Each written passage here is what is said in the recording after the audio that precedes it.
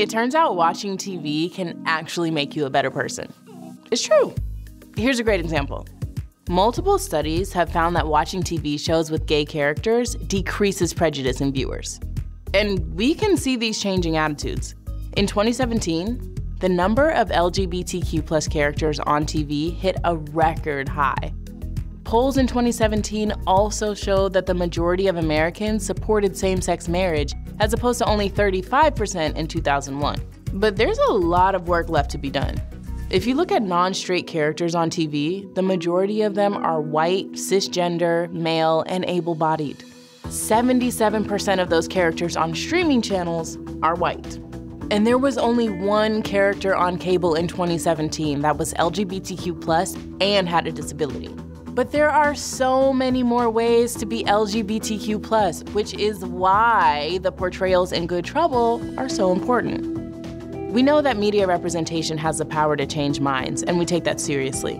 Because media doesn't just change how we perceive others, it also affects how we feel about ourselves. For example, one study found that TV made white boys feel better about themselves, while girls and boys of color felt worse. The researchers concluded that this was almost certainly because of the fact that there are so many more positive representations of white men in the media.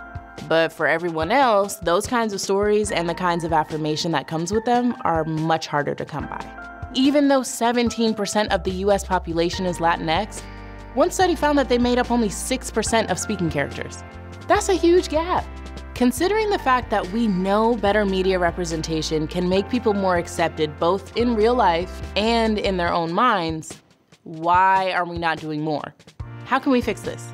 How do we get a Call Me By Your Name for Black women, a Latinx version of Love, Simon, a Brokeback Mountain for people living with disabilities? Well, through representation, but not just on screen.